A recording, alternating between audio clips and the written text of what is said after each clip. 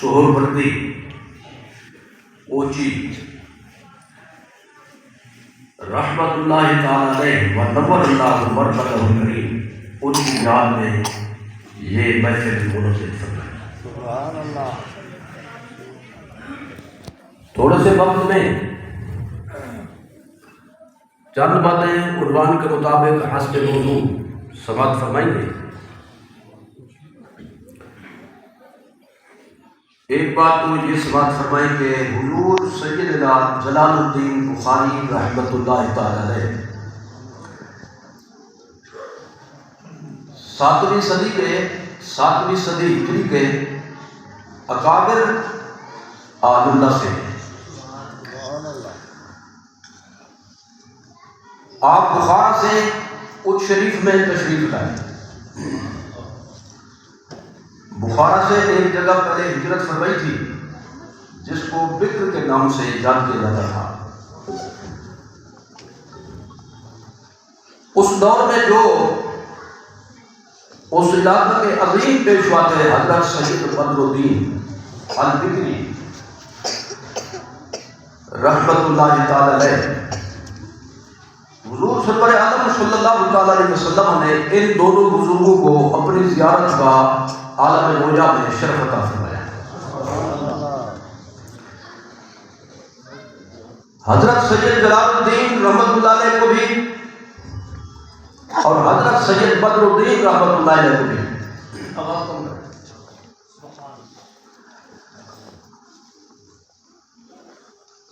حضرت سید جلال الدین بخاری رحمت اللہ علیہ کو حضور نے یہ فرمایا کہ آپ سید بدر الدین سے کہو کہ وہ اپنے گھر میں اپنی شہزادی سے آپ کی نسبت قائم کریں، اور ادھر حضرت سید بدر الدین کو حکم فرمایا کہ تم جلال الدین کو اپنا داماد بناؤ۔ سلسلہ تزویج قائم ہو گیا۔ حاسدین معاندین اور ماکرین ہر زمانے میں ہوتے ہیں، تو آپ نے حاسدین کے حسد اور معاندین کے علاج کے پس منظر میں اس علاقے کو بھی چھوڑا، یعنی بخارا سے بکر تشریف لے گئے اور پھر بکر سے آپ یہاں پہ تشریف لائے، جس کو ہم کہیں گے بر صغیر میں تشریف لائے، اور اس وقت کے متحدہ ہندوستان میں تشریف لائے۔ اور موجودہ صورت میں اگر ہم یہ کہیں تو یہ کہیں گے کہ بخارا کا بھی اس وقت نام پرانا بخارا تھا، اب اس کا پورا نام ہے نیا نام ازبکستان، جہاں حضرت امام بخاری رحمۃ اللہ علیہ صحیح بخاری کے مصنف اور مؤلف کا مقام ہے۔ یہ اس علاقے کے اس کا نام نیا نام ہے ازبکستان۔ تو اگر نئے حوالے سے ہم اس جملے کو ادا کریں تو یوں کہیں گے کہ ازبکستان سے پاکستان تشریف لائے، یا بخارا سے اچ شریف تشریف لائے۔ اچ شریف پاکستان کا حصہ ہے، تو نیا ترجمہ ہوگا ازبکستان سے پاکستان میں آپ تشریف لائے۔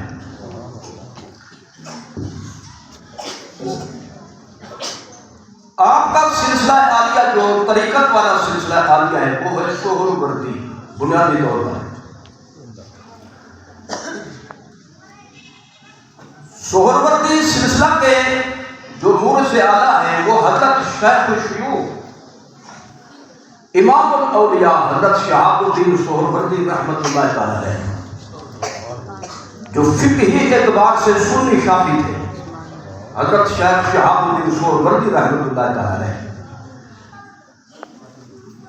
ان کے خلیفہ ہیں، یعنی خلفاء میں سے ایک عظیم خلیفہ جن کا ذکر اس وقت ضروری ہے، حضور شیخ الاسلام بہاؤالدین زکریا ملتانی، جن کو کہتے ہیں غوث بہاء الحق نور اللہ مرقدہ الکریم۔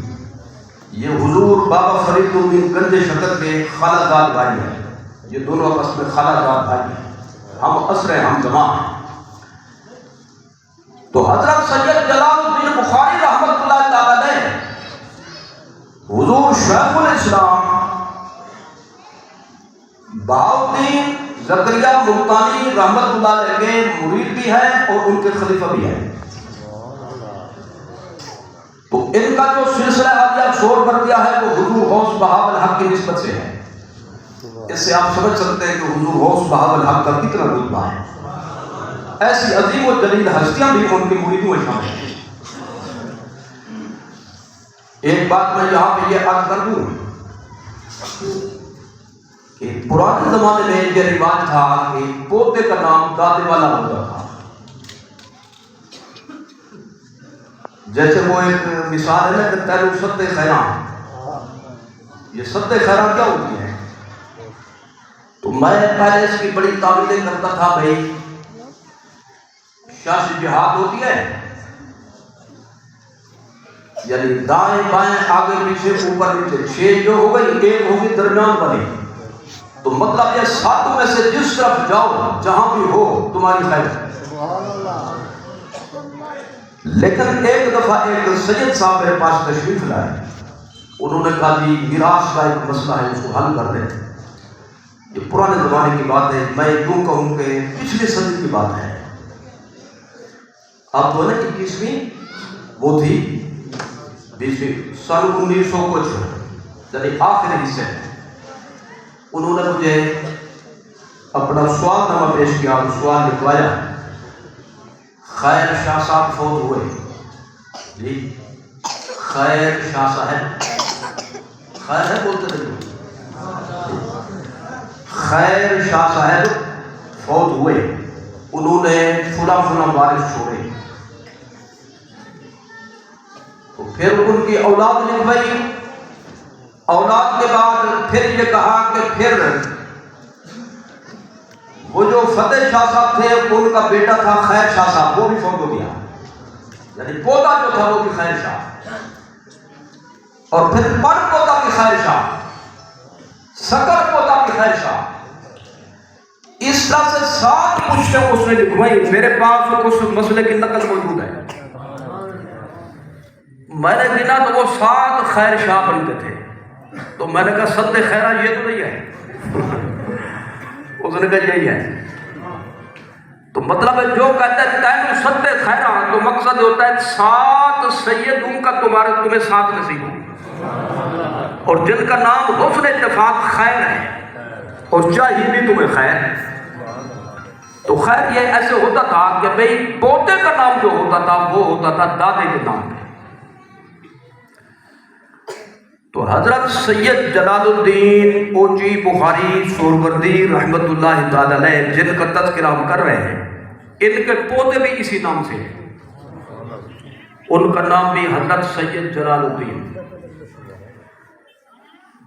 لیکن فرق کرنے کے لیے جو دادا جان ہیں ان کو کہتے ہیں سرخ، کیا کہتے ہیں؟ حضرت سید جلال الدین سرخ بخاری۔ سرخ ان کو کیوں کہتے ہیں اس تفصیل میں نہیں جانا چاہتا کیونکہ ٹائم لگ جائے گا مزید۔ لباس کی وجہ سے بھی بندہ سرخ لباس پہنے تو سرخی کو دیکھ کر بندے کے کہہ دیا جاتا ہے یہ سرخ لگ رہا ہے، کیونکہ سرخ جھلکی اس پر پڑتی ہے۔ تو مختلف اس کی وجوہ ہے، میں ان میں نہیں پڑھنا چاہتا۔ تو ان کو کہتے ہیں سرخ بخاری، اور جو ان کے پوتے ہیں ان کا لقب ہے حضرت مخدوم جہانیاں جہاں گشت رحمت اللہ تعالی علیہ۔ ان کا مزار شریف بھی اونچ شریف میں ہے۔ یہ پوتے ہیں حضرت مخدوم جہانیاں، اور حضرت سید جلال الدین وہ جد امجد ہے، وہ دادا جان ہے۔ حضرت مخدوم جہانیہ کا اسم گرامی، ان کے والد صاحب کا اسم گرامی ہے حضرت سید احمد کبیر جی۔ حضرت سید، یہ جو سلواتیں رکھتے ہیں نا بسا اوقات پھوڑے کی پھنسی کی، تینو ہدا سید کبیر دا، احمد کبیر دا جی، تو یہ احمد کبیر ہے۔ تو یعنی جن کا نام پھوڑے کے ساتھ لے وہ جان چھوڑ جائے، اور ان کے سامنے سب کا نام لے یہ پیٹھ ہی نہ کریں، کتنی بڑی مصیبت ہے۔ تھوڑے جیسی مصیبت بھی نام لے تو چھوڑ جاتی ہے. خیر، تو حضرت سید احمد کبیر بخاری رحمۃ اللہ علیہ وہ والد ماجد ہیں حضرت مخدوم جہانیہ کے. تو مخدوم جہانیہ جو ہیں وہ پوتے ہیں حضرت سید جلال الدین سرخ بخاری رحمۃ اللہ تعالیٰ علیہ کے. تو کہتے یہ ہیں کہ قرب الہی کے رتبے کے حوالے سے حضرت سید جلال الدین سرخ بخاری ان کا رتبہ بڑا ہے. ان کے رتبے کو سمجھنے کے لیے ذرا پوتے کے رتبے کو دیکھیں، اندازہ ہو جائے گا. بھی نہر کے پانی کو دیکھیں گے کہ لبالب چل رہی ہے تو دریا میں کتنا پانی ہوگا.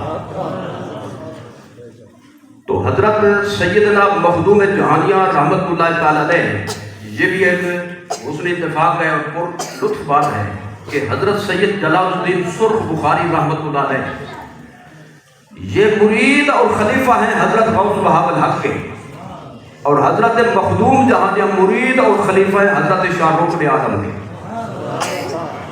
اور حضرت شاہ رکن اعظم پوتے لگتے ہیں حضرت غوث وہاب الحق کے. اور بھی دوسرے بزرگوں سے انہوں نے اکتساب فیض کیا، لیکن بنیادی جو ان کو ارادت حاصل ہے وہ حضرت شاہ رکن اعظم سے حاصل ہے. یہ سپیکر والا نہیں ہو نا، گونج ختم کر دے آواز سے. تو حضرت مخدوم جہانیہ جہاں کشت رحمت اللہ تعالیٰ علیہ،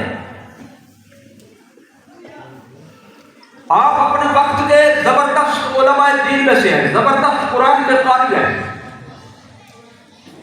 اور کتب کثیرہ کے مصنف ہیں اور مرجع الخلائق ہیں.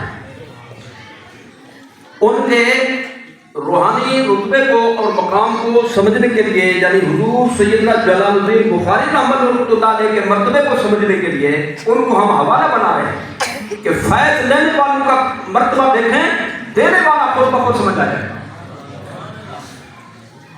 حضرت مخدوم جہانیہ رحمۃ اللہ تعالیٰ علیہ ایک دفعہ دہلی تشریف لے گئے. آپ نے کچھ شریف پہنچنا تھا بہت جلدی، سواری جو چلتی تھی پتہ کرایا کوئی سواری نہ تھی. ایک دیوار کا ٹکڑا تھا، دیوار کا ٹکڑا دہلی میں. تو دیوار کے مالک سے کہا کہ یہ ٹکڑا مجھے چاہیے. اس نے کہا حضور آپ کیا کریں گے؟ آپ نے فرمایا میں نے کچھ شریف پہنچنا ہے، اس پر بیٹھ کر. آپ اس پر بیٹھے اور دیوار کو حکم فرمایا کہ پوری سپیڈ سے چل اور فلاں وقت سے پہلے مجھے کچھ شریف ہو جائے.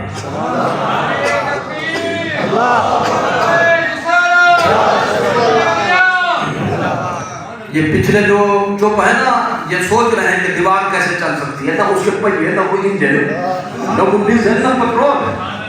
ڈیزل شیزل کی کوئی ضرورت نہیں. تو یہ ولی کی کرامت تھی. کرامت کے لیے نہ ڈیزل کی ضرورت ہے، نہ اس کے انجن کی ضرورت ہے، نہ پہیے کی ضرورت ہے، نہ کسی پیٹرول کی ضرورت ہے، نہ کسی فیول کی ضرورت ہے. وہ چلی وہاں سے کچھ شریف اس نے پہنچایا. کافی عرصے تک وہ دیوار یہاں پہ موجود رہی. ہم نے اس کی جگہ تو دیکھی تھی کیونکہ ہم بھی حضرت سید جلال الدین بخاری رحمۃ اللہ علیہ کے کچھ شریف میں پڑوسی ہیں. ہمارا گھر ادھر بھی ہے کچھ شریف میں. تو اب کچھ بخاری کچھ گیلانی، یعنی یہ شہر جو ہے دو حصوں میں تقسیم ہے. تو آپ کا جو علاقہ ہے وہ کہتے ہیں کچھ بخاری. تو وہ دیوار کافی عرصہ موجود رہی، محفوظ رہی، لیکن چونکہ کچی تھی اس کو کوئی بار دینے کا یا عمارت بنانے کا اہتمام نہیں کیا گیا. وہ ایسا میں یہ نہیں کہوں گا مٹ گئی، میں کہوں گا شہید ہو گئی. کیونکہ سنی مذہب میں ادب پہلا فرض ہے، پہلی شرط ہے، وہ دیوار شہید ہے. تو اب اگر کوئی یہ کہے کہ دیوار کیسے چلی تو میں صرف ان کی تسلی کے لیے اتنا اشارہ کر دیتا ہوں. کیا پتھر حضرت موسیٰ علیہ السلام کے کپڑے لے کر بھاگا ہے جائے؟ ہے صحیح بخاری میں چلے، ہے صحیح مسلم میں چلے. اللہ کے حکم سے پتھر حضرت موسیٰ علیہ السلام کے کپڑے لے کر بھاگ گیا. کوئی مسئلہ تھا، اس کی وضاحت کرانی تھی. تو پتھر بھاگا، اگر پتھر بھاگ سکتا ہے تو دیوار بھی بھاگ سکتی ہے۔ ایسا کام براہ راست ہو تو خدا کی قدرت ہوتا ہے۔ نبی کے ہاتھ پر تو نبی کا معجزہ ہوتا ہے، ولی کے ہاتھ پر تو ولی کی کرامت ہوتی ہے۔ خدا کی قدرت پر حق ہے، نبی کا معجزہ پر حق ہے، ولی کی کرامت پر حق ہے، اور اہل سنت کا عقیدہ پر حق ہے۔ اگر پتھر بھاگ سکتا ہے تو دیوار بھی بھاگ سکتی ہے۔ یہ قرآن سنت میں یہ بات موجود ہے، اس کی نظیریں ملتی ہیں۔ خیر، ایک بات تو آپ یہ دیکھیں، وہ جن کے اشارے پہ دیواریں چلیں، یہ فیض لینے والا ہے جی، تو جس میں سے ان کو فیض ملا ان کا کتنا رتبہ ہوگا۔ ایک بات مزید ساتھ ملائے، حضرت سیدنا مخدوم جہان یا جہاں گشت، ان کو جہاں گشت اس لیے کہتے ہیں کہ انہوں نے پورے جہان کی سیر پر، شمال سے جنوب تک، مشرق سے مغرب تک سیر اس لیے نہیں کہ جیسے لوگ جو ہے نا بس خواہ ٹائم پاس کرتے ہیں یا ٹائم ضائع کرتے ہیں، نہیں، آپ نے روح زمین کے تمام اس وقت کے موجود مشائخ کرام کا دیدار کیا، اور جہاں جہاں سمجھتے تھے جہاں فائد مجھے لینا چاہیے آپ نے ان سے حاصل فرمایا، تو ان کے ان مشائخ کو جمع کیا گیا تو ان کی تعداد بنتی ہے 3000۔ اس وقت 3000 مشائخ سے روح زمین پر انہوں نے سیر فرما کر ان سے فیض حاصل کیا۔ وہ یہاں بھی تشریف لائے تھے رحمیہ خان میں، یہ ایسے آباد نہیں ہے، ان کے قدم لگے ہوئے ہیں۔ جب روح زمین پہ انہیں سیر فرمائی تو یہ جگہ بھی اس میں شامل ہے، روح زمین سے خارج ہے جی۔ جب اللہ فرماتے ہیں ہر وقت دعا مانگو، تو جنازے کے بعد کا ٹائم بھی اس میں شامل ہے یا خارج ہے؟ شامل ہے۔ تو جب روح زمین کی بات آ گئی تو یہ بھی زمین کا حصہ ہے، یہاں بھی تشریف لائے۔ تو سیر کرتے کرتے ایک جگہ آپ کا واقعہ ہے کہ سردی کا موسم تھا، جیسے اب دسمبر ہے جی، سردی اب شروع ہو رہی ہے، نظام قدرت بدل گیا ہے کہ پہلے نومبر دسمبر میں سردی ہوتی تھی، اب جنوری سے شروع ہوتی ہے جی۔ اس میں صرف آنکھیں دکھائے گی دسمبر میں، جو بنائے گا آ جائے گا جنوری میں، فکر نہ کریں، لوگ کہتے ہیں سردی نہیں آ رہی، انشاءاللہ آ جائے گی۔ کراچی والے کہتے تھے ہمارے پاس سردی نہیں آتی، اب سردی اوپر پہنچ گیا، کہتے ہیں یار ہم بڑے تنگ ہیں، کیا ہے سردی آ رہی ہے۔ ان الانسان لکفور، اللہ خیر فرمائے۔ تو ایک جگہ سردی کا موسم میں آپ چلتے چلتے ایک رات سفر فرمائی، تو رات میں بارش بھی آ گئی اور سردی بھی بڑی زوردار تھی۔ دیہات میں ایک دروازہ کھٹکھٹایا، گھر والا باہر نکلا، فرمایا یار میں نے رات گزار دی ہے، سردی دیکھ رہے ہو، موسم دیکھ رہے ہو، تو میں تو رات گزارنے کے لیے میں نے آپ کو باہر نکالا، بلایا، آپ کو تکلیف دیا، کیا میری گنجائش ہے؟ اس نے کہا ہفتہ ہو گیا ہے، میری بیوی تڑپ رہی ہے، بچہ پیدا نہیں ہوتا۔ اس نے شکل دیکھی نا، اس نے کہا مشکل کچھ آ گیا، تو میرا مسئلہ حل کرو، پھر اندر رہو، پھر آ جاؤ، میں آپ کو رعایت دے گا۔ حضرت مخدوم جہانیہ نے ایک پرچی لکھی چھوٹی سی جی، آج وہ تحصیل ولادت کے لیے تعمیر ہے، جس خاتون کو یہ مسئلہ ہوتا ہو، بچے مشکل سے پیدا ہوتے ہوں، وہ حضرت مخدوم جہانیہ کا وہ جملہ لکھیں اور طریقہ مخصوصہ سے استعمال کریں۔ رات کو آف نہیں کروں گا، جس کو ضرورت ہوگی وہ لے لیں، اور طویل دینا ضرور ہے، میں یہاں پہ طویل بھی بتا دوں آپ کو، یہ تقریب جتنا حصہ میں اتنا بیان کروں گا۔ آپ نے پرچی میں لکھا مرا جائے دے، فارسی زبان تھی آپ کی، مرا جائے دے، خرے مرا جائے دے، زنے دہکا زاید نہ زاید جی، اے اللہ مجھے بھی رہنے کی جگہ دے دے اور میرے سواری کے جانور کو بھی جگہ دے دے، یہ تیری مخلوق ہے جی، تجھ کو میری بنسبت زیادہ انتظام ہے، تو جان ان کا کام جانے جی۔ عورت بچے کو جنم دے یا نہ دے، جنم دینا تو آسانی پیدا کرنا تیرا کام ہے، میرا کام تو صرف پرچی لکھنا ہے۔ پرچی جب عورت کو دکھائے گی فوراً بچہ پیدا ہو، آگے سمجھ میں میری سمجھ چیز جو نہیں بول رہا یہ تعویذوں کے قائل نہیں ہے، ان کو دلائل دینے پڑے گا، سمجھانا پڑے گا۔ تعویذ کام کرتا ہے، تعویذ کام کرتا ہے، لیکن وہ صرف لفظ نہیں ہوتے بلکہ لکھنے والے کا تصرف ہوتا ہے۔ کیا ہوتا ہے؟ ورنہ ایک کاغذ سے بندے کیوں ڈرتے ہیں؟ جی کاغذ کی کاپیاں گھر میں رکھی ہوں، ان کو لپیٹ کر گلے میں باندھو، کسی کو کوئی فکر نہیں، لیکن بزرگ ایک چمٹا لکھنے چھوٹا سا تو بڑا خوف ہوتا ہے۔ تعویذ نکلا نا گھر سے کہ دو بچے پڑھانے جاتے کہاں پڑے ہوتے ہیں، تعویذ لکھتے سے گھر پتہ نہیں کیا مرضی ایسے کہاں پڑے ہوتے ہیں۔ تو تعویذ بذات خود یعنی ٹکڑا نہیں ہوتا بلکہ اس کے پیچھے کیا ہوتا ہے؟ تصرف ہوتا ہے۔ امام اہل سنت مجدد دین ملت اعلیٰ حضرت مولانا شاہ احمد رضا خان فاضل بریلوی رحمۃ اللہ علیہ، آپ کے پاس ایک بندہ آیا، وہ پان بیچنے کا کام کرتا تھا، پان۔ کہنے لگا حضور میری دکان نہیں چلتی، یہ تو مہربانی فرمائیں۔ آپ نے ایک سطر لکھی، لپیٹ کر دے دیا، فرمایا اس کو دکان پہ کہیں رکھ دو، چل پڑے گی انشاءاللہ۔ دکان کیا چلی، اس کو 10-10 20-20 نوکر کھڑے کرنے پڑے، لینے لگ گئے، صبح سے لے کر شام تک لوگ پان خریدتے، اسی دکان سے خریدتے۔ آس پاس کی دکانیں بند پڑ گئی، وہ بڑے پریشان، بھی اس کو کیا ہو گیا ہے؟ تو انہوں نے کہا یار کیا کیا تو میں نے کیا پڑھا؟ انہوں نے پڑھا چھڑا کچھ نہیں ہے، امام اہل سنت نے کوئی مجھے چھوٹی سی پرچی لے کر دی ہے، وہ میں نے رکھی ہوئی۔ انہوں نے کہا وہ تو کھولو ذرا۔ اچھا لوگوں میں مشہور ہے تعویذ کھول لے تو اس کا اثر ختم ہو جاتا ہے، یہ ایک نفسیاتی بات ہے، ورنہ ختم سے نہیں ہوتا، ختم سے ایک نفسیاتی بات ہے، پر لوگوں کی سوچ ہوتی ہے پتہ نہیں کیا بنے گا۔ تو انہوں نے پرچی کھولی تو اس میں لکھا ہوا تھا لوگوں پان اس دکان سے خریدو۔ اعلیٰ حضرت نے صرف یہ لفظ کہا لوگوں پان اس دکان سے خریدو، لینے لگے۔ جی ہم ساری کاپی کو کرنے کچھ نہیں ہوگا، جو تصرف والا اس کا تصرف کرتا ہے۔ تو تعویذ برحق ہے، ماننے والوں کا ماننا بھی برحق ہے، اور نہ ماننے والوں کا نہ ماننا بھی، کیونکہ ان کے پاس نہ تعویذ ہے نہ کوئی اثر ہے، جو تصرف کرتے ہیں۔ جی بولنے والوں کا بولنا برحق ہے، اور جو چپ بیٹھے ہیں ان کی خاموشی برحق ہے۔ سبحان اللہ، یعنی خاموشی کو برحق کہہ دیا، میری تقریر کو برحق نہیں کہا، ذرا انصاف کر کے۔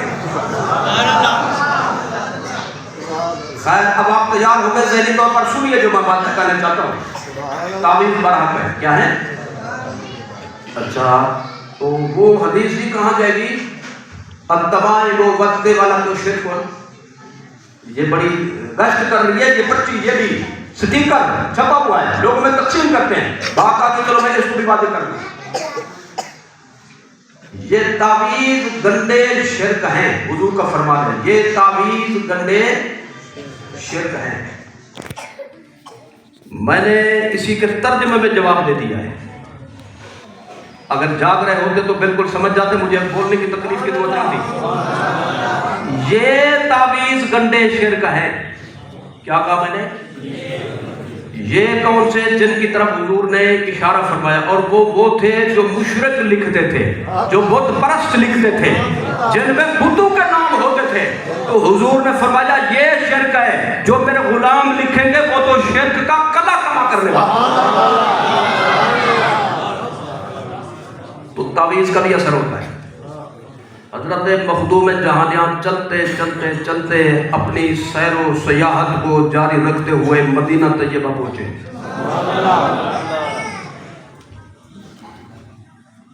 وہاں کے لوگوں نے آپ سے ملاقات کے بعد، آپ کا حلیہ مبارکہ دیکھنے کے بعد جب متاثر ہوئے تو تعارف پوچھا، تو انہوں نے تعارف کرایا کہ حضور کے خاندان کا ایک فرد ہوں، اچا میں رہتا ہوں۔ کہاں میں؟ یہ اچ شریف کا پہلا نام ہے اچا، بولو، پھر الف کٹ گیا، جی کثرت استعمال کی وجہ سے وہ بن گیا اچ۔ کیا بن گیا؟ اوچ. پھر اولیاء کرام کا مرکز بن گیا، پھر بن گیا شریف. کیا بن گیا؟ عجیب بات ہے. ارس شریف، اوچ شریف، ملتان شریف، لاہور شریف، بغداد شریف، اجمیر شریف، لنگر شریف. تو کہتے ہیں پتہ نہیں شریف یہ اتنا کہاں سے آ گیا. میں نے کہا جماعت بھی شریف، اس لیے جہاں دیکھو وہ شریف ہی شریف ملے گا. تو لوگوں نے جب دیکھا حلیہ مبارکہ سے متاثر تعریف پوچھا تو آپ نے بس خاندان رسول کا ایک فرد ہوں، اچھا میں رہتا ہوں یا میں زیارت کے لیے حاضری کے لیے حاضر. انہوں نے کہا ہمیں یقین نہیں آتا. یقین تب آئے گا جب ہمارے مطابق ہماری تسلی کریں گے. آپ کے ملفوظات شریفہ کی کتاب میں یہ بات لکھی ہوئی درج ہے کہ آپ نے جو تسلی چاہو کراتا ہوں. انہوں نے بڑا عظیم ایک بہت بڑا مطالبہ رکھ دیا. کہنے لگے حضور کے معاجہ شریف میں چلیں جالی مبارک کے سامنے، ہم سب جمع ہو کر آپ کے ساتھ ہوں گے. آپ حضور کے معاجہ شریف میں، سرکار کے معاجہ شریف میں جالی مبارک کے سامنے کھڑے ہو کر حضور کو سلام کرو. اگر سرکار نے بلند آواز سے تمہارے سلام کا جواب دے دیا تو ہم مان لیں گے آل رسول ہو، ورنہ ہماری تسلی ایسے نہیں ہوگی. اصل میں ان کو یقین تھا، سارا یقین تھا کہ یہ ہو جائے گا. وہ یہ نظارہ کرنا چاہتے تھے. بندہ آ گیا ہے تو فائدہ اٹھا. حضور کی آواز مبارک سننا چاہتے تھے. یہ جو شرف تھا یہ حاصل کرنا چاہتے تھے. یقین ان کو تھا، شک نہیں تھا ان کو. حضرت مخدوم جہادیہ سرکار کے معاجہ شریف میں کھڑے ہو کر کہتے ہیں السلام علیکہ یا جدی، السلام علیکہ یا جدی، میرے جد امجد میرا آپ کو سلام ہو. روضہ مقدسہ کے اندر سے، مزار مبارک سے، قبر مطہر سے سرکار نے جواب ارشاد فرمایا، بآواز بلند جواب دیا جس کو تمام حاضرین سامعین نے سنا. حضور نے جواب دیا وعلیک السلام یا ولدی، وعلیک السلام یا ولدی. میرا پوترا، میرا بھی تیرے کو سلام ہو. سرائکی بولنے والے بہت بیٹھے، میں نے کہا چلو یہ ترجمہ تو سرائکی لو. تو سرکار نے روضہ مقدسہ کے اندر سے جواب دیا. جو بات کرنا چاہتا ہوں مزید جو اہم بات ہے وہ آگے ہے، اس پر ذرا توجہ فرمائیں. انہوں نے آپ کو کچھ تحفے تحائف کیے. اہل مدینہ نے حضرت مخدوم جہانیہ کو کچھ تحفے دیے، خصوصی تحفے. ان تحفوں میں ایک تحفہ یہ تھا، ایک پتھر پر ایک قدم کا نشان تھا. ایک پتھر پر قدم کا نشان تھا. اور اس کے بارے میں دو روایتیں ہیں. ایک روایت یہ کہ سرکار کے قدم مبارک کا نشان ہے، اور دوسری روایت یہ ہے کہ یہ حیدر کرار کے قدم مبارک کا نشان ہے. وہ حضرت مخدوم جہانیہ کو اپنے ساتھ لائے. وہ پتھر آج بھی موجود ہے اوچ شریف میں. سبحان اللہ وہ کرے جو زیارت کرتے ہیں. یعنی صبر زیارت کی ہے. پہلے تجویز کی ہے، پہلے کیوں نہیں بولے؟ پہلے سبحان اللہ کرے فرمائشی کہنے سے پہلے دل سے تو نکلتی. وہ پتھر حضور مخدوم جہانیہ کے مزار شریف کے پہلو میں دروازے کے آگے ایک روضے کی شکل میں موجود ہے. قدم کا پورا نشان ہے. جی پتھر گارا بن گیا نبی کے قدم کے آگے. پتھر گارے کی شکل اختیار کر گیا دوسری روایت کے مطابق مولا علی کے آگے، اور وہ نشان آج تک موجود ہے. تو جو پتھروں کو چیر سکتے ہیں، اشارے سے گارا بنا سکتے ہیں، موم کر سکتے ہیں، وہ دل کی دنیا کو بھی آباد کر سکتے ہیں. تو خیر وہ پتھر موجود ہے. آپ اس کی زیارت جس نے نہیں کی ضرور کریں. مقام ابراہیم جو قرآن شریف میں موجود ہے علیہ السلام کہ ابراہیم علیہ السلام خلیل اللہ علیہ السلام کے قدموں کا نشان ہے پتھر پر، وہ ملے گا کعبے میں. جی اگر اس کی جھلکی دیکھنی ہو، نظارہ دیکھنا ہو، تصدیق دیکھنا تو وہ شریف جانا پڑے گا. جاؤ گے انشاءاللہ؟ برکتن بھی ہوتا ہے، فراڈ کے طور پہ بھی ہوتا ہے۔ اگر اللہ نے چاہا تو بھئی کیوں نہیں کیا؟ کہتے میں نے تو انشاءاللہ کہا تھا، چاہا تو چاہتا تو میں جاتا جی۔ تو تبرکن کہیے گا، کنی کترانی کی نیت سے نہیں۔ تو چلو وعدہ کریں کوچ شریف جا کر اس قدم مبارک کے نشان کی زیارت کریں گے انشاءاللہ ضرور جی۔ تو آپ ذرا توجہ فرمائیں، یہ پتھر کا نشان یہ کہاں سے آیا؟ یہ آیا مدینہ طیبہ سے۔ تو جب تک یہ پتھر موجود ہوگا تاریخ کا یہ واقعہ سامنے آئے گا کہ حضرت مخدوم جہانیہ نے سرکار کے روضے انور پر سلام کیا تھا تو سلام کا جواب آیا تھا۔ جواب وہ دیتا ہے جو سنتا ہو، سنتا وہ ہے جو زندہ ہو۔ تو لہذا حیات النبی کا عقیدہ آپ کا عقیدہ نہیں، شروع سے یہی عقیدہ چلا رہا ہے۔ امام اہل سنت نے تو صرف اس کا ترجمہ کر دیا ہے، اس کی تدوین فرمائی ہے، تو زندہ ہے بندہ، تو زندہ ہے بندہ، میرے چشم آدم سے چھپ جائے۔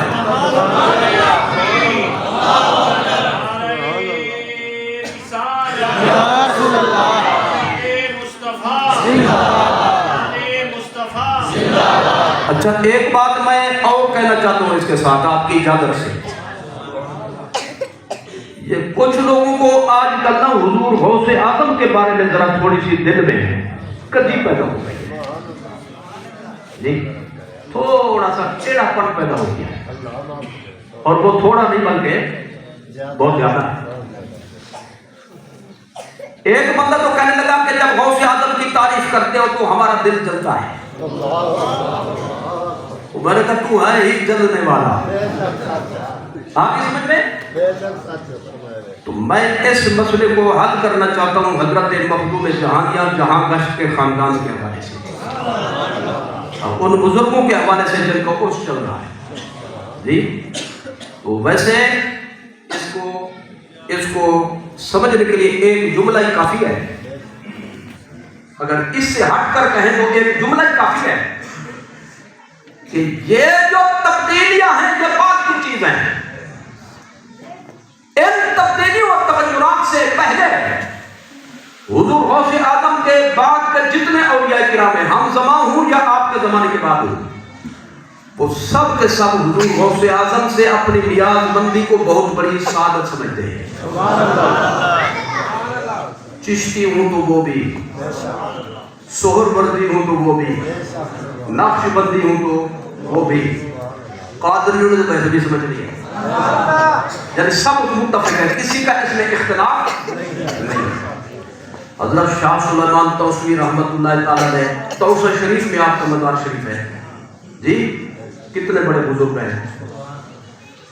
اس کو سمجھنا ہو تو یوں سمجھے کہ وہ پیر ہیں سیال شریف والوں کے، اور سیال شریف والے پیر ہیں حضور پیر مہدی شاہ صاحب کے، یہ زیادہ پیر ہے حضرت قطب گولڑا کے، حضرت پیر مہدی شاہ صاحب کے، شاہ سلیمان توسوی۔ آپ گھر سے باہر تشریف لائے تو مریدوں اور خلیفوں میں ایک بحث چھڑی ہوئی تھی، تو آپ نے ذرا تھوڑا سا اوٹ میں کھڑے ہو کر وہ بحث سنی، بحث تو سن لی، لیکن جب قریب تشریف لاؤ اس محفل میں تو چاہتے تھے میں ان کی زبان سے سنوں۔ تو ویسے آپ کی زبان پشتو ہے، پشتو کے بعد آپ جو ہے وہ سرائکی بولتے تھے، سرائکی نام ہے علاقے میں جب تشریف لائے، ویسے پٹھان ہے اس لیے ان کو کہتے تیر پٹھان، ہمارا پیر بھی پٹھان، ہمارا امام بھی پٹھان، آگے سمجھ میں امام احمد رضا خان علیہ الرحمت والرضوان، بولو نہ بولو اللہ بھی ارمان۔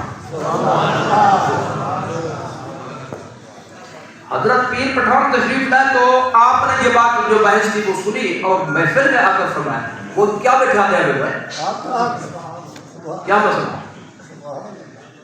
ایک مرید بولا جی میرے اس پیر بھائی نے یہ کہا ہے کہ حضور غوث اعظم کا جو فرمان ہے کہ میرا یہ قدم ہر ولی کی گردن پر ہے، قدم ہاتھی علی رقبت کل ولی جنہ، تو کیا یہ قدم ہمارے مرشد کی گردن میں بھی ہوگا؟ یعنی پیر پٹھان کی گردن پہ، حضرت شاہ سلیمان کی گردن پہ۔ تو یہ میرا دوسرا پیر بھائی بولا نہیں جی نہیں، ہمارے پیر کی شان بڑی ہے. کسی کی کیا ضرورت ہے کہ ہمارے پیر کی گردن پہ قدم رکھے خام خواہ اپنے آپ کو بڑا جائے؟ نہیں ہو سکتا، بالکل نہیں ہو سکتا. اس نے سوال کیا اور اس نے یہ جواب دیا. تو حضرت شاہ سلیمان توسوی پیر پٹھان نے اس موقع پہ جو جملہ ارشاد فرمایا نا، فرمایا والدہ اے بھڑوے میں وہ ولی نہ منے دیتے. سمجھ آ گئی؟ یہ جملہ سمجھ آ جائے میں کیوں کہا؟ چپ کیوں ہے؟ بھڑوا جو ہے یہ بہت سخت لفظ ہے. جو حیا سے آ رہی ہو، شرم سے پاک ہو، میں ادب سے کہوں چلو، چٹا ہو، ٹھیک ہے، اس کو کہتے ہیں بھڑوا. غیرت سے خالی ہو. تو فرمو بے غیرتو، بے شرمو، تم یہ سمجھ رہے میری تعریف کر دی تمہیں؟ مجھے تو ولیوں کی لسٹ سے ہی خارج کر دیا. ولی تو ہے ہی وہی جس کی گردن پہ شہنشاہ بغداد کا قلم ہے.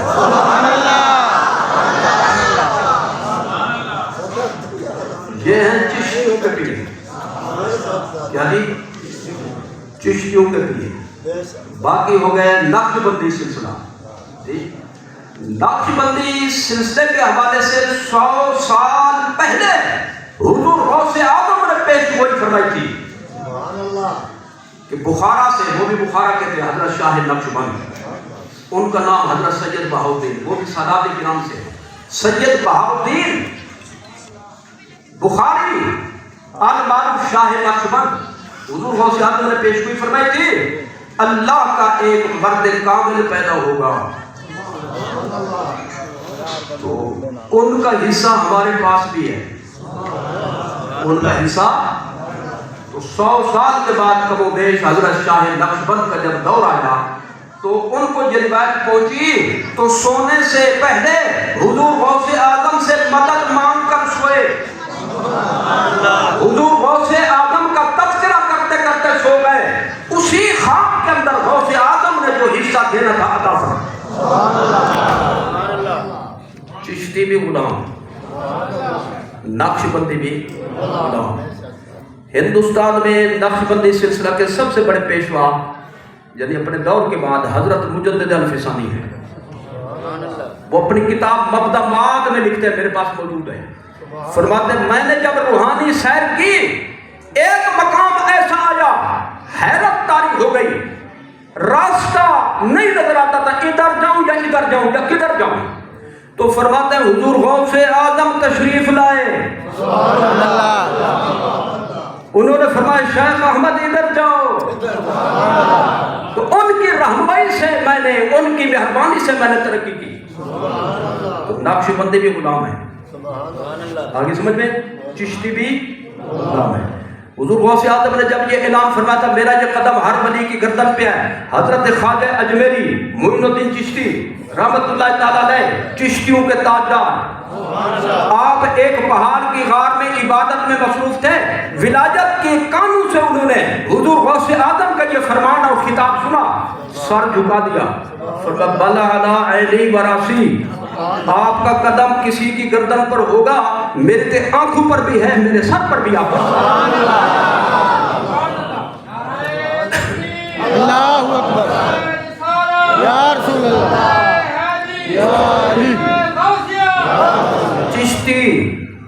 چشتیوں پر فرض ہے کہ وہی کہیں جو ان کے پیروں نے سمجھایا. نقش بندی وہ آپ نے سن لیا جی. اب رہ گئے شور وردی.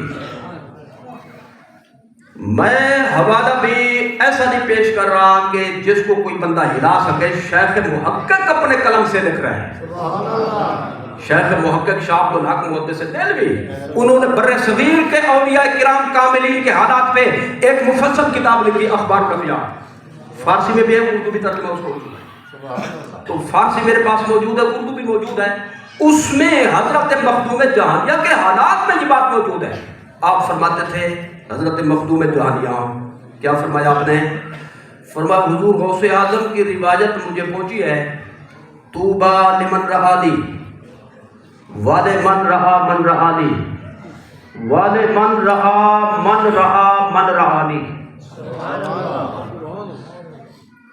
جس خوش نصیب صحیح العقیدہ مسلمان نے مجھے دیکھا وہ جنتی ہے. یہ حضور غوث اعظم کا فرمان ہے. اور جس خوش نصیب صحیح العقیدہ نے میرے دیکھنے والے کو دیکھا وہ بھی جنتی ہے. اور جس خوش نصیب نے میرے دیکھنے والے کے دیکھنے والے کو دیکھا جی وہ بھی جنتی ہے. آگے آپ نے فرمایا میں نے فلاں بزرگ کی زیارت کی، اس بزرگ نے حضرت شیخ شہاب الدین سہروردی کی زیارت کی، اور حضرت شیخ شہاب الدین سہروردی نے حضور غوث اعظم سے فیض لیا، ان کی زیارت کی. لہذا حضور غوث اعظم کے اس فرمان کی روشنی میں بھی جنتی ہوں.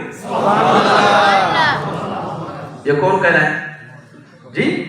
سلسلہ عالیہ سہروردی کے پیشوا کہہ رہے ہیں.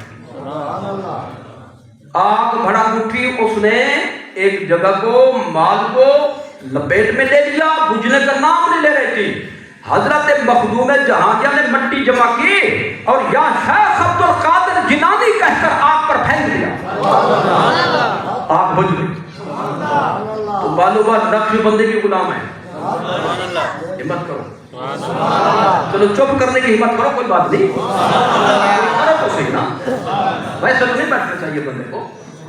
نقش بندی غلام، چشتی بھی غلام، سہروردی بھی، قادری تو ویسے غلام ہے. یعنی یوں سمجھے جو چشتی ہیں وہ بھی قادری ہے. وہ باپ کا نام سن کر خوش ہونا چاہیے یا ناراض ہونا چاہیے؟ حضور غوث اعظم روحانی باپ ہے ہمارے صاحب کے. آگے سمجھ میں جی؟ تو نقش بندی، سہروردی، چشتی سب کے سب سلاسل حضور غوث اعظم کے نیاب مند ہیں. اچھا مجھے ایک بات بتائے بھائی، یہ بتائے کہ بھائی جو چشتی ہے وہ 11ویں کرتے ہیں کہ نہیں؟ یہ سوچ میں کیوں پڑتے ہیں؟ یا چشتی بیٹھے نہیں ہیں؟ میں جیسا پوچھوں کوئی بتائے، باقی چپ رہے. چشتی 11ویں کرتا ہے کہ نہیں؟ نقش بندی جی، سہروردی، قادری تو ویسے بھی کرنی ہے. تو جب ان سے کوئی معاذ اللہ تعلق ہی نہیں تو ان کا عرس کرنے کی کیا ضرورت ہے؟ عرس تو ہر کوئی کرتا ہے اپنے مرشد کا جی، اپنے اپنے آستانے کا. تو حضور غوث اعظم کا عرس سارے سلاسل کرتے ہیں. چشتی ہے تو 11ویں شریف، نقش بندی ہے تو 11ویں شریف، سہروردی ہے تو 11ویں شریف. اس کا مطلب ہے جو چشتی، نقش بندی، سہروردی کہلا کر 11ویں نہ منائے وہ 2 نمبر قادری ہے، وہ 2 نمبر چشتی ہے، وہ 2 نمبر نقش بندی ہے، وہ 2 نمبر سہروردی ہے.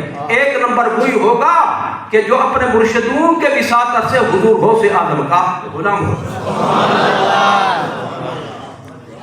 میں نے یہ ضمناً ایک بات کہی کہ حضور غوث اعظم کے بارے میں ایک طرح نفرت کا وہ اٹھ رہا ہے، تو میں نے کہا چلو میں بھی تھوڑی سے اس کو پانی پھینک دوں اس پہ، کچھ نہ کچھ تو پہنچ جائے. ٹھیک ہے بھائی؟ اگلی بات اور آخری بات میں عرض کرنا چاہتا ہوں اور بات کو ختم کرنا چاہتا ہوں. کچھ لوگ یہ کہتے ہیں کہ جو شعبہ ان صوفیاء کرام کا ہے وہ بالکل بے اصل ہے. جو شعبہ ان صوفیاء کرام کا ہے وہ بالکل کہتے ہیں بے اصل ہے. تو میں اس کے بارے میں صرف اتنا عرض کروں گا کہ بے اصل وہ کہتا ہے جس کو اس سے کوئی کسی قسم کا فائدہ حاصل نہ ہو، کوئی برکت اس کو نہ ملے. ایک بندہ جب تک کسی چیز کو چکھے نہیں، اس کا ذائقہ معلوم نہ کرے، اس کو اندازہ نہیں ہو سکتا. تو ایسے ہی سمجھ لیں چونکہ ان کو تعلق نہیں ہے اور اس طرف کبھی آنے کا ان کو موقع نہیں ملا، اس لیے کہتے ہیں ہم جو خالی ہیں بس سب کے سب خالی ہیں. میں یوں نہیں کہتا ہم جو بے اصل ہیں سب بے اصل ہیں، میں یہ نہیں کہتا. یہ سخت لفظ بن جائے گا، اگر موقع ہو تو میں ضرور کہتا، لیکن اب نہیں کہوں گا. سمجھ میں آ گئی؟ تو یہ بے اصل نہیں بلکہ اس کی بنیاد حضور کی ذات ہے. کیا ہے جی؟ حضور کی ذات ہے صلی اللہ تعالیٰ علیہ وسلم. میں قرآن سے دکھانا چاہتا ہوں، حضور کے فرمان سے دکھانا چاہتا ہوں.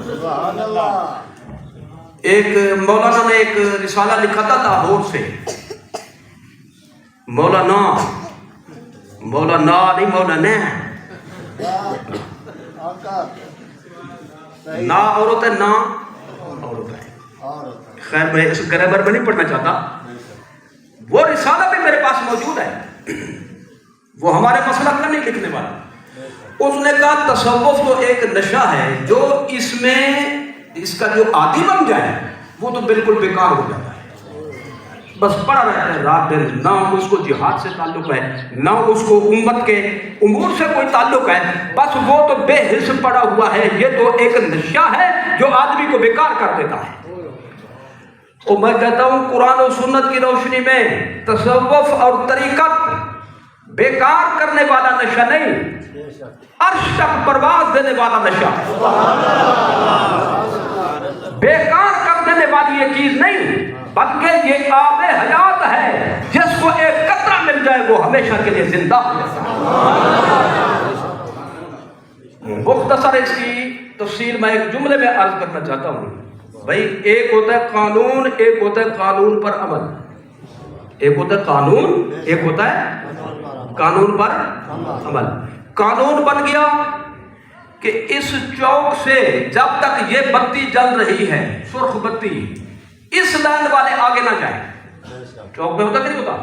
ریڈ بتی جب تک جل رہی ہے تو یہ سڑک کو کراس نہ کرے. تو اب کچھ بھلے معنی سے ایسے ہوتے ہیں جن کو جانے کی بڑی جلدی ہوتی ہے اور وہ پہنچ بھی بہت جلدی جاتے ہیں. آگے سمجھ میں؟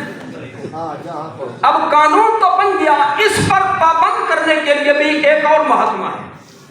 قانون بنانے والا اور ہوتا ہے اور قانون پہ چلانے والا اور ہوتا ہے. میں مختصر لفظ میں یوں عرض کرنا چاہتا ہوں، شریعت قانون ہے، شریعت قانون ہے، طریقت اور تصوف اس پر چلنے کا نام ہے.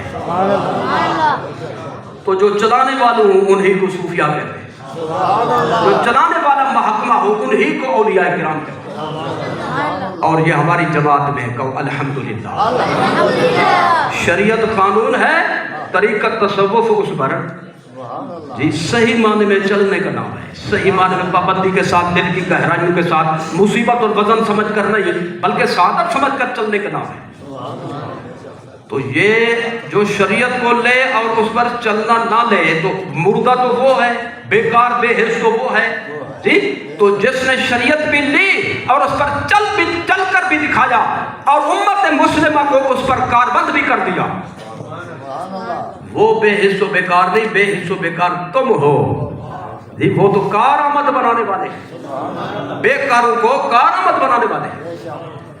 ایک میں اس کو ذرا تھوڑا سا آسان کرنا چاہتا ہوں. بندے کو بھوک لگی ہو تو کیا کرے گا؟ بولو. کھانا کھائے گا. یہ جو چپ ہیں یہ پانی پیئیں گے.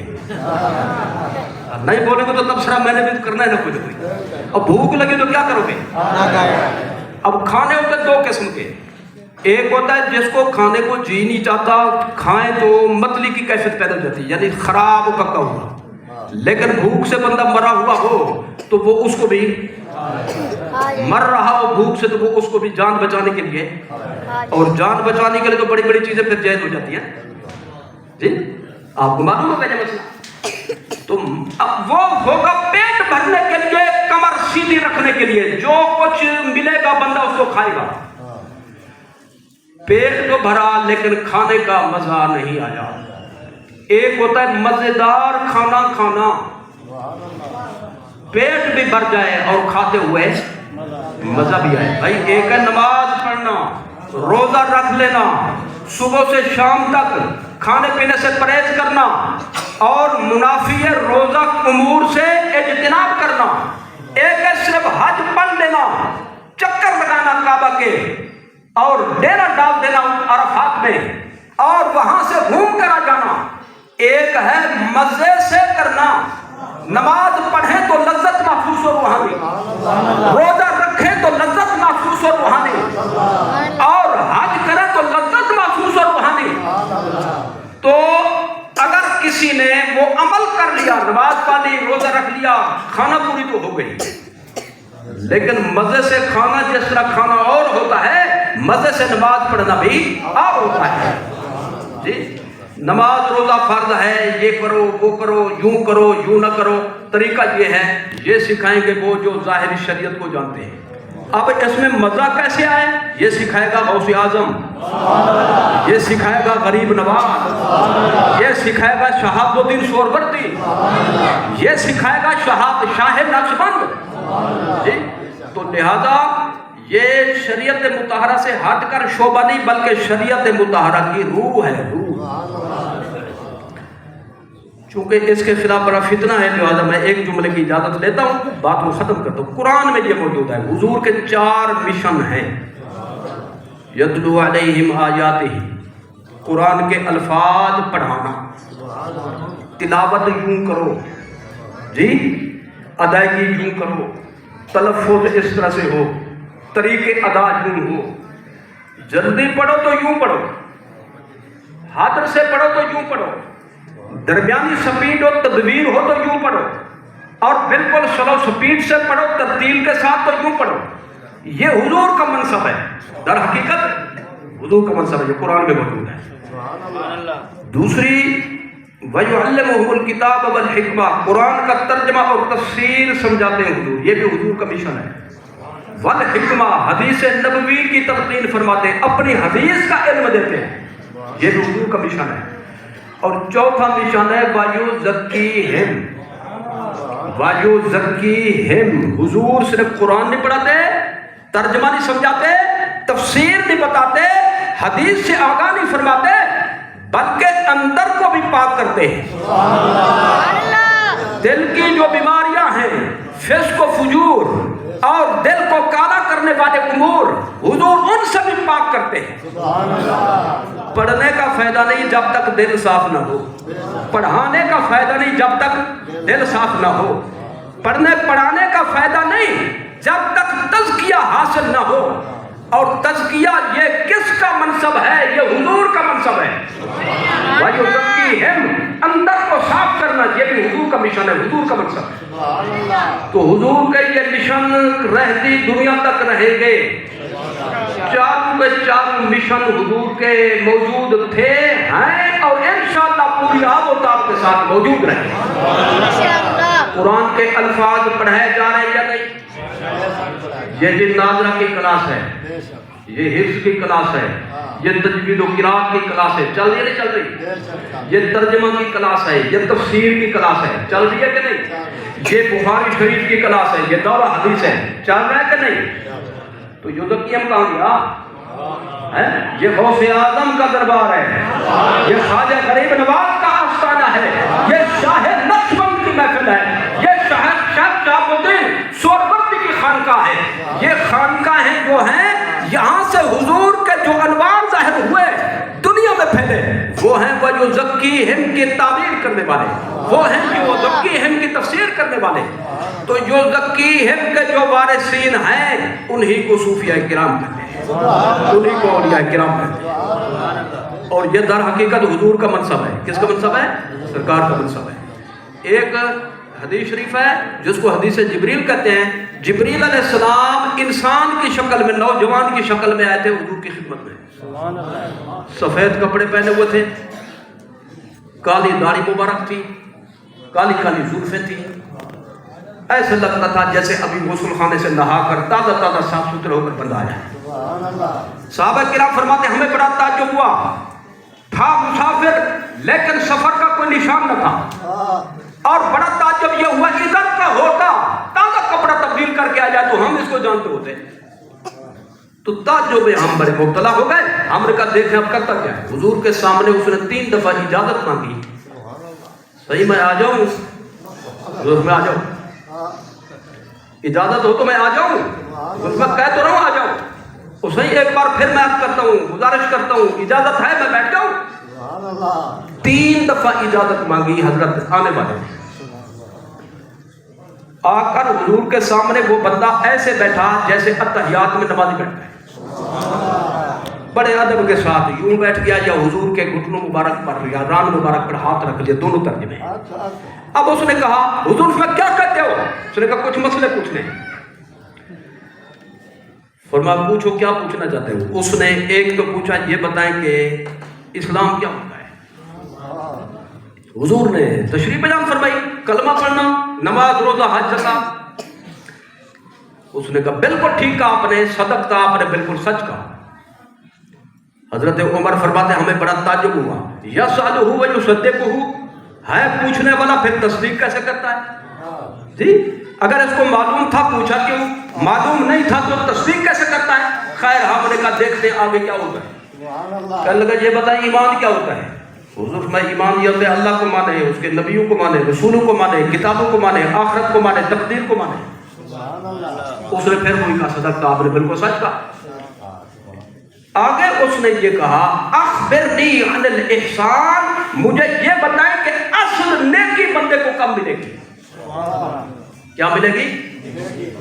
نیکی نہیں، اصل نیکی، نیکی کا مزہ، نیکی کی لذت، نیکی کی حلاوت، نیکی کی مٹھاس، نیکی کی چاشنی۔ یعنی نماز تو پڑھ رہا ہے، مزہ کب آئے گا نماز پڑھنے کا؟ روزہ تو رکھ رہا ہے، لذت کب آئے گی روزہ رکھنے کی؟ احکام پہ عمل تو کر رہا ہے جی، اس کو روحانی مٹھاس اور حلاوت کب نصیب ہوگی؟ حضور نے یہ نہیں فرمایا جا جا بھائی جا، ایمان بھی میں نے بیان کر دیا، اسلام بھی بیان کر دیا، جس نے کلمہ پڑھ لیا، نماز روزہ پڑھ لیا، سب کچھ آ گیا اس میں، اصل نیکی تو یہی ہے۔ آمنت باللہ و ملائکتہ و کتبہ، جس نے پڑھ لیا ایمان تو اس کو مل گیا۔ اب تیسری چیز کون سی ہے؟ کوئی چیز نہیں رہ جاتی، بلکہ حضور نے فرمایا ہاں کلمہ پڑھ لینے کے بعد، اسلام لانے کے بعد، آمنت باللہ آخر تک مان لینے کے بعد مزہ اس وقت آئے گا جب بندے کے اندر یہ تصور قائم ہوگا، ان تعبد اللہ کأنک تراہ فإن لم تکن تراہ فإنہ یراک۔ خلاصہ اس کا یہ بنتا ہے بندے کے دل میں 24 گھنٹے کھڑا ہے تو بھی تصور ہو، بیٹھا ہے تو بھی، ایسا بولے کچھ سن رہے، لیٹا ہے تو بھی، کسی جگہ جا رہا ہے تو بھی، گھر میں ہے تو بھی، خلوت میں ہے تو بھی، جلوت میں ہے تو بھی، دکان پہ سودا دے رہا ہے تول کر اور ترازو کو ذرا گھمانے کے لیے جی، تو بھی وہ تصور ہو، تب اصل نیکی اور نیکی کا مزہ اس کو ملے گا۔ وہ کیا ہے؟ حضور فرمایا تیرے دل میں یہ تصور ہو تو اللہ کو دیکھ رہا ہے، اگر یہ تصور نہ ہے تو یوں تصور کر اللہ تجھے دیکھ رہا ہے۔ اب ایک بندہ یہ تصور کرے کہ اللہ، میں اللہ کو دیکھ رہا ہوں یا اللہ مجھے دیکھ رہا ہے، تو غلط کام کرے گا کوئی؟ غلطی کرنے لگے گا تو سامنے تصور ہوگا اللہ مجھے دیکھ رہا ہے، میں اللہ کو دیکھ رہا ہوں، تو برائی نہیں کرے گا، نماز نہیں چھوڑے گا، روزہ نہیں چھوڑے گا، اکیلی جگہ پہ چوری کا موقع مل جائے تو یہ جو چپ ہے کیا کریں گے؟ آئی سمجھ میں؟ موقع ہو بھی سے نہیں کرے گا اس تصور کی برکت سے۔ اور میں کہتا ہوں کلمہ سکھایا فقہا نے جی، طہارت کا طریقہ سکھایا فقہا نے، نماز روزے کا طریقہ سکھایا فقہا نے، آمنت باللہ و ملائکتہ یہ کلمے پڑھنا سکھایا فقہا نے۔ مزہ کب آئے گا ان کے پڑھنے کا؟ مٹھاس کب نصیب ہوگی؟ چاشنی کب ملے گی؟ یہ سکھایا صوفیہ کرام نے، یہ سکھایا غوث اعظم نے، ان بڑوں کو نام لینے صاحب کا نام اس میں آ جائے گا، یہ سکھایا خواجہ غریب نواز نے، یہ سکھایا شاہ نقشبند نے، یہ سکھایا حضرت شہاب الدین سہروردی نے، اور یہی سکھایا حضرت جلال الدین حیدر سر بخاری، انہی کا اصول ہے نا جی۔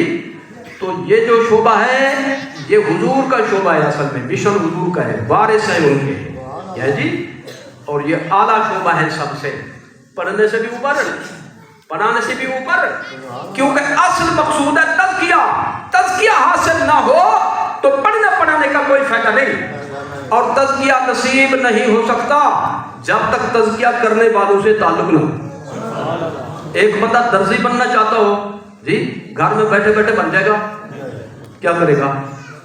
ٹیلر ماسٹر سے ٹریننگ حاصل کرے گا، کپڑا کاٹتے کیسے ہیں جی، تاکہ وہ الٹا نہ کاٹ بیٹھے نا، سارا تھام خراب کر دے جی، سلائی کیسے کرتے ہیں، وہ ایک چھوٹے سے چھوٹا بندہ بھی ایک کسی منصب پہ آنا چاہے تو اس کو شاگردی حاصل کرنے سے پڑتی ہے، کسی نہ کسی کی صحبت سنگت اختیار کرنی پڑتی ہے جی، تعلیم حاصل کرنی پڑتی ہے. تو دل کی دنیا کو آباد کرنا جو سب سے بڑا شعبہ ہے اور حضور کا سب سے بڑا مشن ہے، تو اس کو سیکھنے کے لیے غوث اعظم کی کیوں ضرورت نہیں، خواجہ غریب نواز کی کیوں ضرورت نہیں، شاہ نقشبند کی کیوں ضرورت نہیں، شہاب الدین سہروردی کی کیوں ضرورت نہیں؟ تو معلومہ شریعت کے بغیر بھی گزارا نہیں، تصرف اور طریقت کے بغیر بھی چارہ ہے. ٹھیک ہے، لہذا صوفی بھی بننا پڑے گا. ہے شوق بننے کا؟ صوفی صاحب بولو ذرا ہمت کرو. صوفی بننا بھی ضروری ہے. صوفی کا مطلب ہوتا ہے صاف، اندر پاک، صاف، کھوٹ سے پاک. جی یہی وجہ ہے کہ بس میں عورتیں آ جائیں، سیٹ نہ مل رہی ہو تو کنڈکٹر جو ہے وہ صوفی صاحب کے پاس آتا ہے، صوفی صاحب کھڑے ہو جاؤ، کیونکہ اس کو پتا ہے صوفی ہی ہمدردی کرے گا. آپ تو جوان ہیں، آپ تو کھڑے ہو سکتے ہیں جی، کہ خواتین ہیں، مائیں بہنیں ہیں، تو ان کی عزت ہمارے ذمہ بنتی ہے. مہربانی کرنے جگہ وہ بھی جگہ دے دیتا ہے. پینٹ پتلون والے کے پاس کیوں نہیں گیا؟ اس کو پتا ہے کہ لگائے گا ادھر سے کہ لگائے گا ادھر سے. یہ کرایہ کس کے لیا تھا؟ وہ کرایہ کو رو رہا ہوگا اور صوفی دیکھ رہا ہوگا رسول اللہ کے اخلاق کو. صوفی بننا بھی ضروری ہے، کیونکہ صوفی ہوتے ہیں کھرا، اور جو صوفی نہیں وہ ہے کھوٹا. اب بتائیں کھوٹا اچھا ہوتا ہے یا کھرا اچھا ہوتا ہے؟ یہ جو چپ ہے مجھے شک پڑ گئی ہے، ہمت کر. کھرا بننا چاہیے کھوٹا؟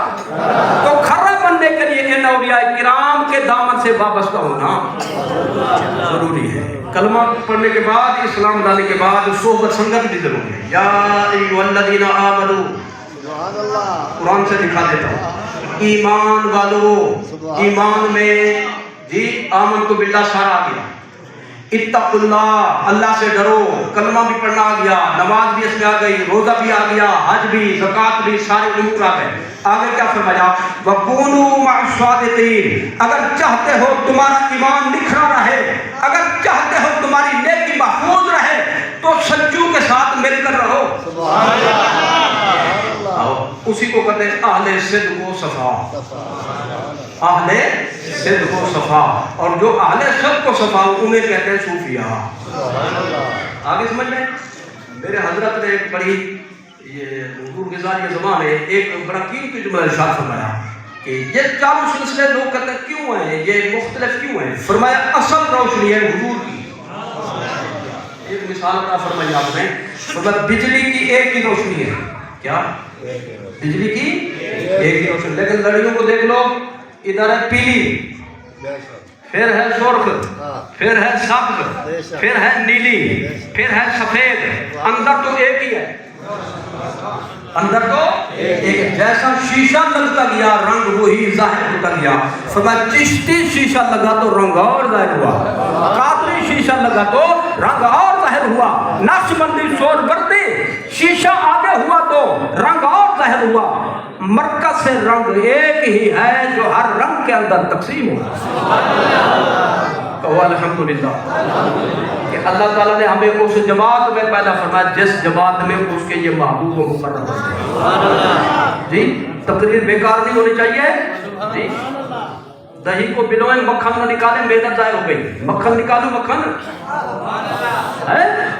زبدہ پیش کرنا چاہتا ہوں، میرے جو بھائی پڑھے لکھے ہیں وہ ان باتوں کو دلائل سے سمجھ سکتے ہیں. جو ان پڑھ قسم کے لوگ ہیں میں ان کے لیے خصوصیت کے ساتھ یہ تحفہ پیش کرنا چاہتا ہوں. پچھلے کہتے ہیں تحفہ شوفہ نہ دے، ہمیں لنگر کھلائے. اور لنگر بھی تحفہ جو بھی مل جائے گا. لیکن جو میں دینا چاہتا ہوں بولتے ہو دے دوں یا باہر نکلنے گا. آج کے افراتفری کے دور میں ہر شخص اپنی طرف کھینچتا ہے. ادھر آ جنت یہاں ملے گی، دوسرا کہتا ہے ادھر آ جنت یہاں ملے گی، تیسرا کہتا ہے ادھر آؤ، چوتھا کہتا ہے ادھر آؤ. ہر شخص اپنی طرف کھینچتا ہے. تو اب ایک ان پڑھ قسم کا اور تھوڑا کم پڑھا لکھا بندہ پریشان ہو جاتا میں ادھر جاؤں یا ادھر جاؤں. اللہ تعالیٰ نے ہر مسلمان کے لیے ایک آسان دلیل رکھ دیا قیامت تک کے لیے. جی نبوت کا دروازہ بند، نبوت کا سلسلہ مکمل.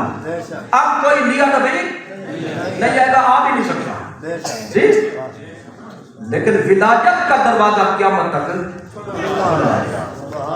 वली आए थे, आ रहे हैं और क़यामत तक आते रहेंगे। सिर्फ मैं ये पूछना चाहता हूँ, जितने वली आए, आ रहे हैं, आएंगे, वो किस जमात में? अल्लाह के घर में बैठकर बुखल से काम न ले, सखावत से काम ले। जितने वली थे और या कामिलीन, वो किस जमात में थे? जिनसे वली बनते हैं, जिनकी मुहर लगे तो वली वली शुमार होता है, वो किस जमात में? तो जिस जमात में खुदा के सारे वली हूँ, वो झूठी नहीं हो सकती। जेड़ी जमात थे देखन जो गई ना मिले, आगे समझते हैं, वो सच्चे नहीं हो सकते। तो ये सबसे बड़ी दलील है अहले सुन्नत व जमात के सच्चे होने। तो लिहाजा कोई मसला तंग करे तो मसला नहीं है, नो प्रॉब्लम, माफी मुश्किल। ये देखो गौसे आजम किस जमात में, ख्वाजा खलील नवाज किस जमात में है, शाह नक्शबंद किस जमात में है, शोरबंदी सिलसिला किस जमात में है। तो जहां वो नजर आए वही अल्लाह की जमात है, वही रसूलुल्लाह की जमात है, और वही अहले सुन्नत व जमात। पूरी हो गई ये बात? टाइम हो गया ज्यादा, अब ये पर्ची भी आ गई है।